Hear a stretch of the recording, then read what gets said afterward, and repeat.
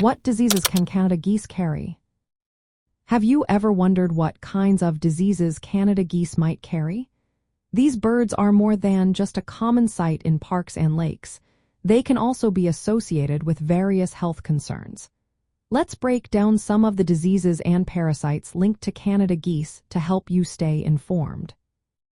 First, Canada geese can carry bacterial diseases. Two notable examples are Salmonella and Escherichia coli. If humans come into contact with droppings or contaminated water, they could experience gastrointestinal infections.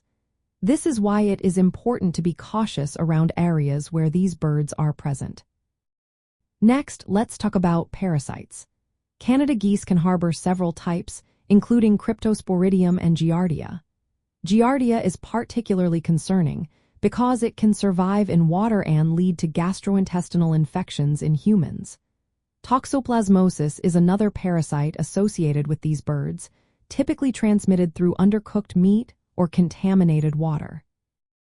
Another disease to be aware of is avian influenza. This viral infection primarily affects birds but can be transmitted to humans or other animals through direct contact with infected birds. While it is not common for Canada geese to cause illness in humans, it is wise to take precautions when interacting with them. Additionally, Canada geese can carry diseases such as chlamydiasis and Pasteurella ungknown. These are more often spread from bird to bird but can pose risks under certain conditions. It is essential to note that while Canada geese can carry these diseases, they are generally not aggressive towards humans and do not intentionally spread illness. However, awareness of potential risks is important. When interacting with Canada geese or their habitats, avoid contact with droppings and ensure that water sources remain uncontaminated.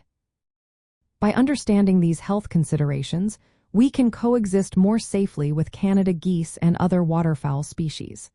Remember, knowledge is key to enjoying nature while keeping health risks at bay.